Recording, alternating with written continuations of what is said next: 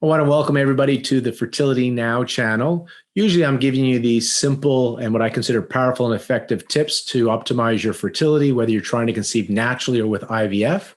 But today I have a guest all the way from Australia, Sophia Bazet. Okay, you're going to have to help me, but let me try this. Bazietto. Sophia Baziotto, yes, Baziotto. very close. Baziotto. So I don't think I've ever said like a nice Italian dish. It's like a nice Italian dish. You've got to get the Baziotto in there, like the pen name. So Sophia and I met because we have a passion for supporting men and women through trying to conceive. And Sophia runs the Let's Talk IVF podcast, which I had the privilege to be a guest on. And I learned about your background, embryology, andrology. So I kind of wanted to talk about egg quality, embryo quality, even sperm quality. I thought for the listeners, it'd be great if they learn a little bit about your background. Like, why are women drawn to you to get advice and coaching when they're going through an IVF? Sure. Thank you. Well, thank you for having me on your show. It's a privilege to be here. I guess for the last 25 years or so, I've been involved in the fertility industry. So originally as a scientist, so I started off in the embryology lab and the andrology laboratory as well. So embryology dealing with the eggs and the embryos, and then the andrology talking about and processing all the sperm samples. So whether it be a semen analysis right through to the preparations. And also as part of that training and that time in that space, I also did the biochemistry, so the blood work, so testing blood samples, doing pregnancy tests and various screening tests, etc. So all aspects of fertility, I guess. And in that work and over those conversations, and I think I've had about, definitely over 10,000 conversations with both men and women over the years, I found that there was a huge gap missing in what they actually received at the clinic and what they actually needed. So my favourite part of working with clients was actually talking to them.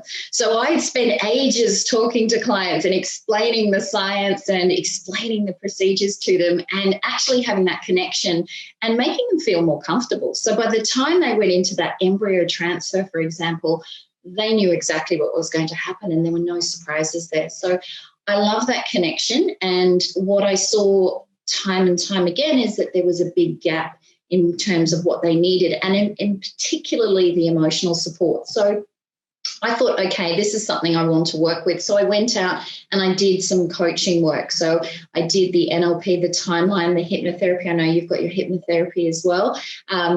Practitioner. And NLP, by the way, NLP2 and Erickson hypnotherapy. I didn't realize we had that connection. So yes. Very good connection. Absolutely. That's why we could talk for ages. So I did all that training and I thought this is brilliant because with my science background, I can bring the science and the coaching and bring something new that's actually missing. And I also did a little bit of cognitive behavioural therapy as well, just to study that technique as well. And all these modalities, when you bring them together and combine it with a science, makes it a really powerful and extremely rare combination because a lot of the times people come from one side or the other. They might have a coaching background, but they don't necessarily have the science. And so to answer your original question, I guess I bring that expertise of science and being in the lab so I can talk to both men and women about, the intricacies of what they're going through. And then, of course, I can bring that emotional support through all the coaching techniques as well.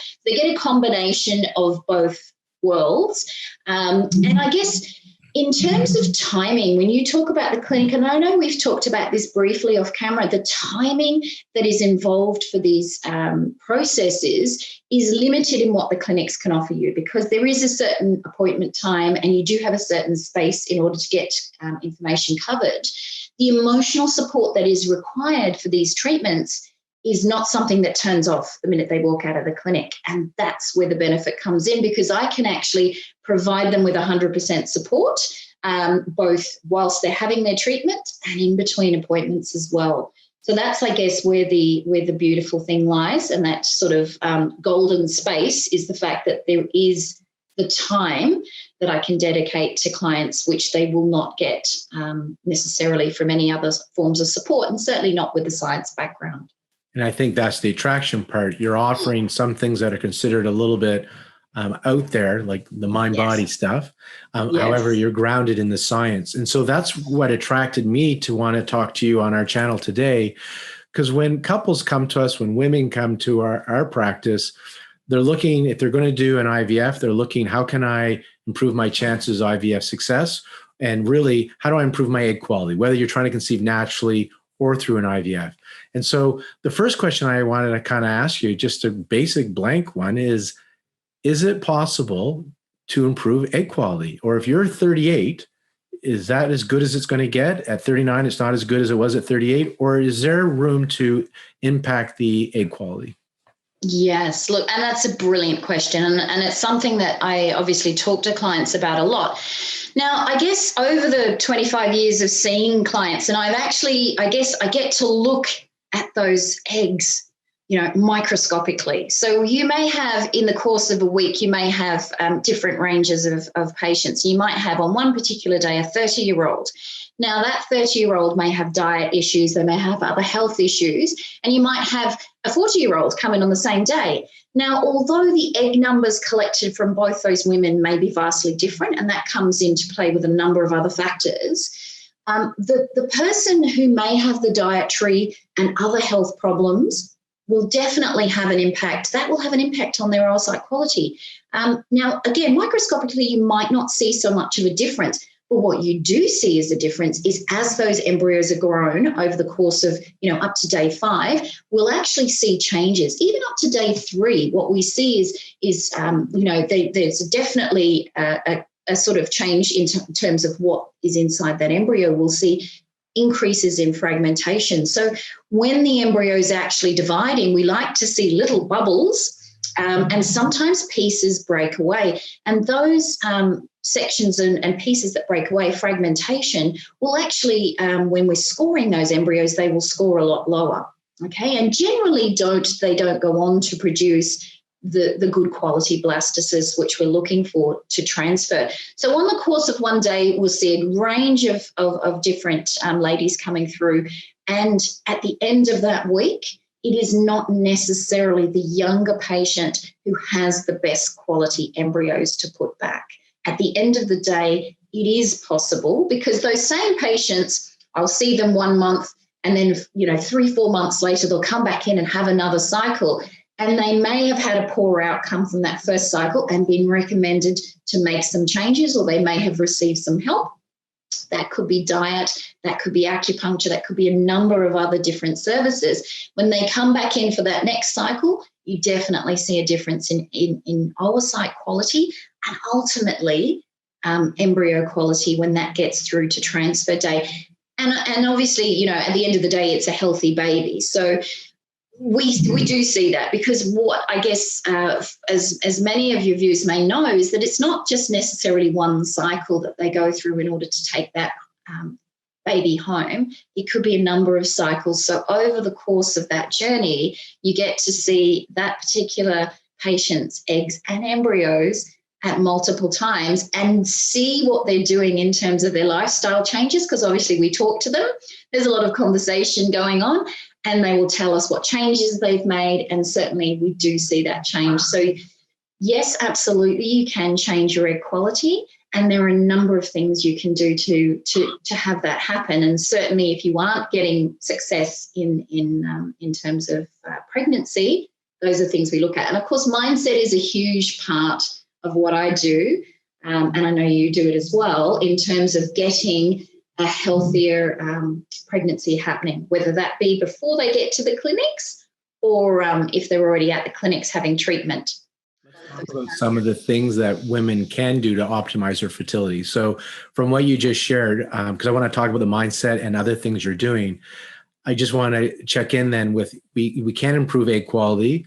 And it's my understanding that if you're in your early 30s versus you're somebody who's 40, that's where the dietary and other things are even more important because of the aging. So that's, the body can be forgiving to the 20-year-old who's not taking care of herself, but with time, so as you get older, taking care of the body and the mind seems to be more important to help optimize the egg quality. You want to do everything you can to affect those variables. Yes, and look, and what you're saying is so true. The body is a little bit more forgiving when you're younger. You do have a little bit more time. But I think what you've got to remember, and we do talk about, and you said, let's talk about some of the studies. When we are talking about the studies, what we have to remember that it is the 1 in 6 potentially couples that are experiencing fertility issues. There's a whole range of the population that isn't going anywhere near the fertility clinics and isn't having anything studied. So, and I know from some acupuncture friends of mine who have treated women with AMH levels of 1 and below in their 40s, and they have had a successful, healthy baby and pregnancy.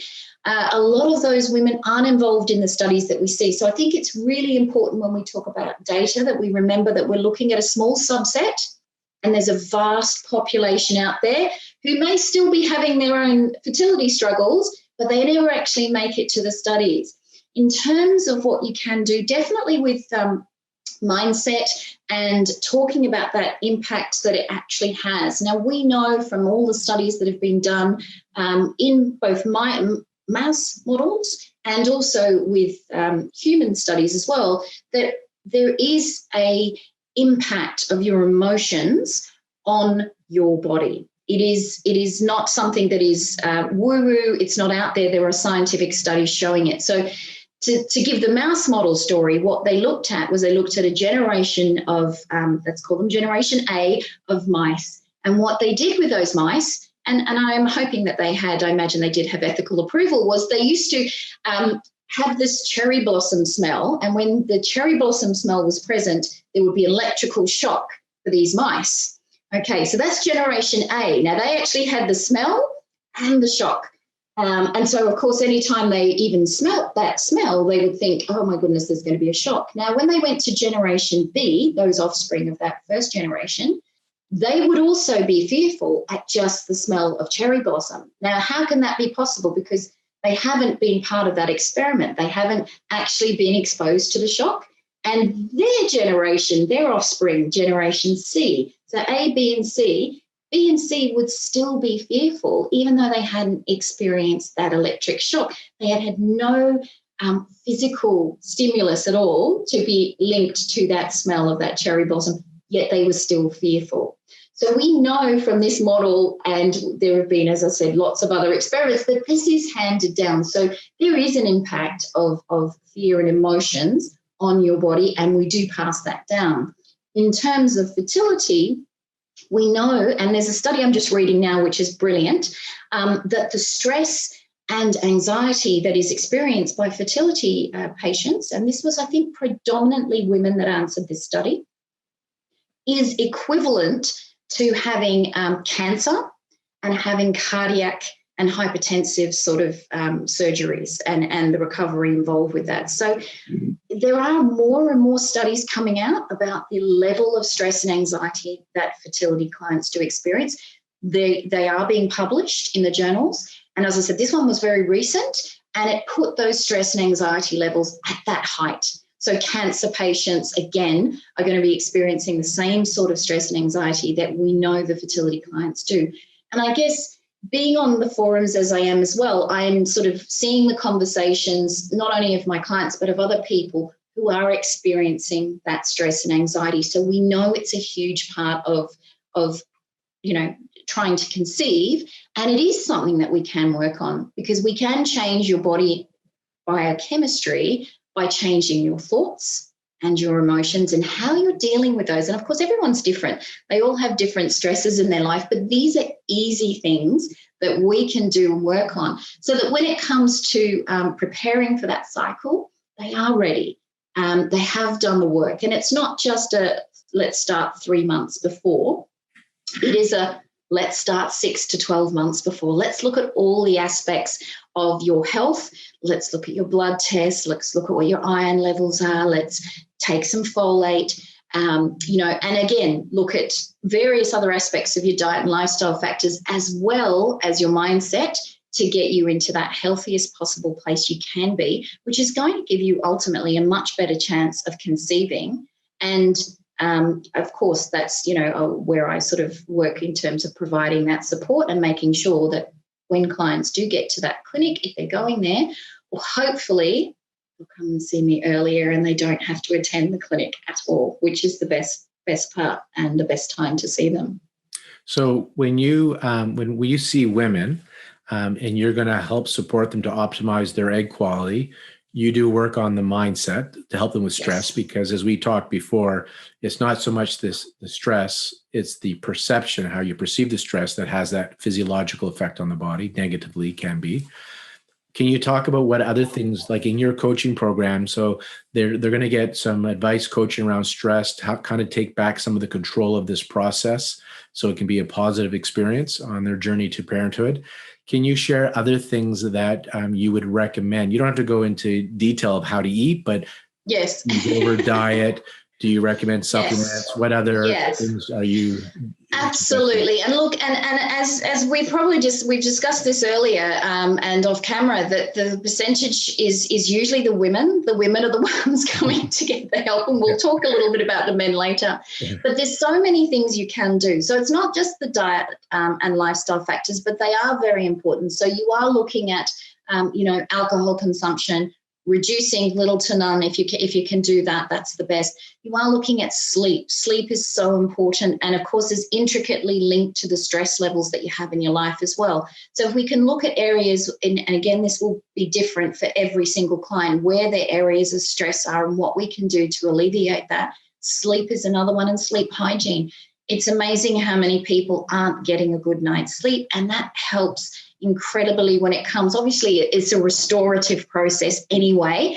It's an emotional regulation process, which is ultimately you'll cope better during the day if you're sleeping, but it'll also help you cope with the whole fertility journey per se. So looking at sleep, looking at diet and lifestyle factors, looking at exercise. And again, most people that I speak to, and it's amazing how many people, it doesn't matter what sort of area you live in, whether you're in a hot or a cold environment, when they leave school and organise sport, to actually go out and get regular exercise is something that people haven't thought about for a while. And just because they might not feel as though they're overweight or they need to do, exercise is so fundamental in terms of mental health and giving you that ability to increase your endorphins and your feel-good hormones.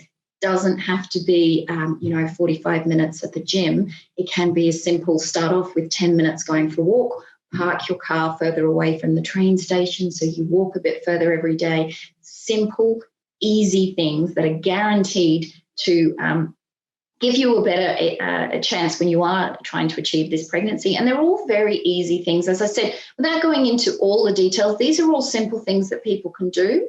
Do you recommend supplements, Sophia? Because a lot of people you mentioned folate. So a lot of the vitamin Bs, the B vitamins are the ones that they put in all the, in terms of, the stress and executive stress hormones. So vitamin Bs, but getting those levels, importantly, Lorna, I guess getting those levels checked. And if you can do this 6 to 12 months before you start, that's a really important thing.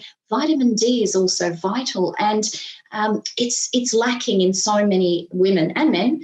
They're lacking vitamin D levels, and it's a simple check. Iron levels as well for a lot of women. It's a simple check. Go and have a blood test. So definitely always recommend, it's a complementary thing. So have a blood test, see what the levels are at. Then, of course, you can have supplementation. Now, in terms of, I know you do acupuncture, and I've got some, amazing friends that do acupuncture as well. With my own experience, many years ago, I used acupuncture and herbs. I had the herbal tablets to regulate my own periods. So I know that it's phenomenally successful. I had another acupuncture story, not fertility related, when I tore my ACL in my knee in a basketball injury. I literally went to this acupuncturist I'd never met before. And after, I think it was on the table for about an hour with needles, he gave me herbs. He gave me this almost like a witch's brew to cook up and wrap bandages in. Well, you said you got tablets for the fertility. I'm like, you got off easy, because usually it's the tea that doesn't taste so good. Yes, no, he said, no, this is really good for your knee. He wanted me to wrap my knee. It was just But I literally got off that table and I could barely walk. And I got off that acupuncturist table and I felt as though I could run, literally, and I could barely walk when I got in there with this ACL knee tear. So I've had my own experience with acupuncture, and it is something that I do encourage women and men to go and have an acupuncture session. And certainly the herbal remedies are fantastic. So, but if you get time, and if you get, I'd say 3 months is the bare minimum, and 12 months is better. 3, 6, 12 months. If you're starting to prepare, even now, if you're planning a pregnancy in 2021, there are so many things that you can do to actually have a healthier pregnancy, and using all these modalities, including the herbs, the acupuncture, the supplements, the vitamin B, vitamin C is fantastic, vitamin D, iron if you are lacking in iron. But you've had all those tests months in advance, so you can start to take the supplementation. You can start to change other factors in your lifestyle. You can introduce exercise. You can do the mindset work. So by the time you actually get to go to the clinics, if that's where you end up, a lot of the time you'll actually have a pregnancy before that. And I've seen that. This one lady I worked with recently, literally, I looked at all the different parameters with her husband had some issues. She had some issues. They were ovulating. Like, there were so many different issues going on. I thought, for certain, okay, let's just do the work. But I thought she was heading on a fast track to go to the clinic, and she's pregnant. I think she's about 14, 16 weeks or something now. So it does happen, and you can do the work. And it's phenomenal. Getting your body and your mind and, taking the supplements gets you into that perfect environment, that sweet spot where no matter what happens, and this is the thing we've spoken about before, when you actually, and you're spending that much time with a client, if they go to the clinics and if they end up there, they're a different person entirely. You can tell that they've actually done preparation work. You can tell because they have a different experience. And ultimately, that's the beautiful thing, is that if they do get to the clinics, they're going to have a much better cycle and a much better outcome for all the preparation work that they've done. The IVF clinics often comment that they can tell who the AccuBalance patients are in Vancouver because of how calm they are and confident, and they're doing all already taking their supplements. So you mentioned men twice. So yes. We talked about egg quality. So you mentioned that there's things you can do for egg quality, and you can't change how many birthdays you've had. So we've discussed that. No. Obviously you want to, you don't want to do things that are going to damage your eggs, like smoking or starvation diets or the chemicals in the environment. So you want to feed your body what it needs, and the mindset's key. Can we do things for sperm? Because it takes two to make a baby, or one to make a baby? It does. And look, and I'm 100% with you. I had a conversation with a gentleman, and I love the fact that he actually contacted me, because it's not a common thing. It's normally, as you would know, it's the female like dragging, kicking and screaming, no, you've got to have this conversation and talk to this person. But he actually reached out to me and he said, look, I'm not ready yet. But what I want to know is this going to be something I can do? And what do you think I should have done? And, is a semen analysis enough? And I said, well, a semen analysis is great, but that's just one part of the picture. That's one part of the puzzle, because, your sperm quality is affected by everything else around you in terms of your diet, your environment, your exposure to chemicals, what you're eating, what you're drinking, whether you're taking any medication. For some of the guys who are in the gym, are you, taking other, steroids and things like that for the muscle mass? All of that impacts your sperm and your quality of your actual sample. So I said, look, let's have a conversation about all of those factors, and then we can have a look at the semen analysis and know that it can change in a heartbeat. And I want to tell you a story here. Years ago, we were doing a procedure called GIFT, gamete intrafallopian tube. So what we used to do, collect all the eggs, get the best looking eggs and the most mature eggs, put them aside, and then we'd prepare the sample in a separate laboratory, and then that would come up, and then we'd put the eggs and the sperm in a long, fine catheter, and we'd insert into the fallopian tubes. And we actually had really good success rate with that.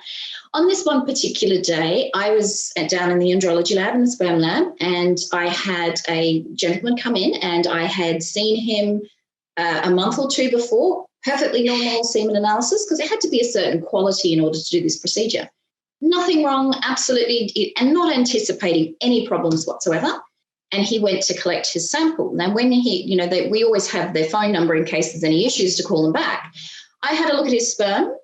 Nothing, not one single sperm. So I spun the sample, looking, nothing. So I called him back. Did anything happen? Did you miss was there any collection problems?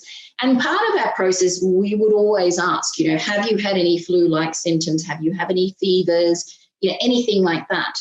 And he said, yes, he had been sick lately. So I got him to collect again. Now, this is way before the time where we would go in and do the PISA procedure and surgically extract, and we'd have a backup plan, and also before the time where we would freeze the eggs, which would give us sort of backup options, way before any of that. And he did collect a second sample, nothing there, and there was nothing we could do. Now, this was a perfectly healthy man with a perfectly normal semen analysis. Now, when they came in before the next cycle, I had him come in again, collect a sample, nothing wrong. Perfectly normal semen sample, numbers, motility, everything was perfect. We froze that. So we had a backup in the freezer for this particular guy. The only thing that was wrong with him at the time he had that first collection and we didn't get any sperm whatsoever was he had the flu. He had a really bad flu. And he had a high temperature and fever, and he had nothing, not one single sperm. Now, there was no other accounting for what happened to him because the next month he came in, he was healthy. 2 months prior, he was healthy. There was nothing issue. So, look, again, it is one of those stories that I say, look, we do ask. It's a routine question. Have you had any fevers? Have you had any sickness lately? Because that impacts your body and obviously your ability to produce viable, great sperm in order of have the capacity to fertilize eggs. And that's a story that I bring up because there was absolutely nothing in that explanation that he could give me other than he had the flu. And we froze a sample and they did get pregnant eventually. And it was all a happy story. But at the time, it was a crisis. How can this happen? We know that sperm samples, because we obviously with big clinics, you have donor programs as well. So you're looking at sperm quality from the same person who's clearly got good quality sperm, great numbers, density, motility. So you can look at them from month to month. And things like an infection, and of course, if they do have any infections, they're sent off for blood work and things, can have an impact on that sperm sample in terms of number and motility. So outside factors do impact sperm. They're not, without having an impact from other factors. So, yes. Since you have the andrology background, I'm going to ask you a couple like true and false or yes or no questions for guys. So, smoking? No. Including marijuana? Don't. Definitely not. Hot tubbing? Hot tubbing, I'd say no. Testicles do not like to be hot. Okay. And then, and then some of the do's, what supplements, diet for guys, similar like with the women, men can do well with diet and supplements? Absolutely. Diet and supplements. Again, I would always recommend a blood test because you just don't know, looking at a healthy person, that you don't know what's going on inside. They may have low levels of certain vitamins as well. So it's always worthwhile getting a test just to have a look and see and make sure everything's okay before they start any fertility treatment. Absolutely. And supplementation as well. Anything that's low, yes. And there are herbs, obviously, that men can take. So 100%, yes. Because unlike the female where she has her eggs from at birth, the men are making sperm all the time. So if their environment is not great, they've been smoking, they have deficiencies, and they've been hot tubbing over a couple of months. If they change their environment through diet and supplements, they have the opportunity to start producing higher quality or good quality sperm. Yeah, even cyclists, the cyclists who wear Lycra, and obviously there's a lot of friction in that area as well, barring any injury. And of course, for this particular guy I was talking about before, you're looking and you're asking all the questions. Have you had any injuries? Have you had any issues? Have you had any sickness? So yeah, absolutely. They are continually producing sperm. So it's even more important that they are looking at what their diet is. They are looking at what they're drinking and smoking. Alcohol has a huge impact on the body. We know that it's a toxin. And your body, if it's not doing all the other things it should be doing, such as getting the nutrients and doing all the other wonderful things it does, it's getting rid of this toxin out of your body. And so if even for the men, it's equally important. That DNA is being, shared for this future baby. So again, while we're not expecting everyone to be saints and never have a drink of alcohol and never, there are certain things that you can do in that conception time, especially when you're preparing. Once you're pregnant, of course, it's a little bit different story for the male than the female. However, preparation time is really important because, that they are contributing 50%. So we need to keep that in mind. Absolutely. They don't get off the hook that easy. And then lastly, how do people find you? How do they get in touch with you? And where do they find your podcast? Because I looked and you have a series of podcasts for a couple of years now. So you can get in touch with me through my website and I'll give you the details. It's ivfcoachingclinic.com.au. The podcast is called Let's Talk IVF, and I've done episodes and interviews I've done a few episodes with acupuncturists and naturopaths and all sorts of wonderful people with different modalities for fertility clients, so they can sort of have a range to choose from. But yes, my podcast is available on my website, ivfcoachingclinic.com.au. It's also available on Spotify and it's also available on iTunes. And the podcast is called Let's Talk IVF. So they can get in touch with me through the website. I'm also on Instagram and Facebook. So I, get messages through Instagram as well quite often. So they can contact me through there. But there's a button to click to have a free call with me if anyone wants to get in touch and just, have a conversation to see where they're at and see if I can help them, on their journey to have that healthy baby. Well, you offer a great service to support these men and women on their fertility journey, and you got a great resource with Let's Talk IVF. Sophia and I I'm on her podcast. So I think it's December 2020. You can tune in there and we talk about laser acupuncture and photobiomodulation for fertility. So that's on there as well. Sophia, thank you very much. Good luck with everything going on with you guys in Australia. Thank you. And I'm glad that the internet allowed us to connect and I was able to share you as a resource to the public. Beautiful. Thank you so much for your time, Lorne, and have a wonderful weekend. Bye now.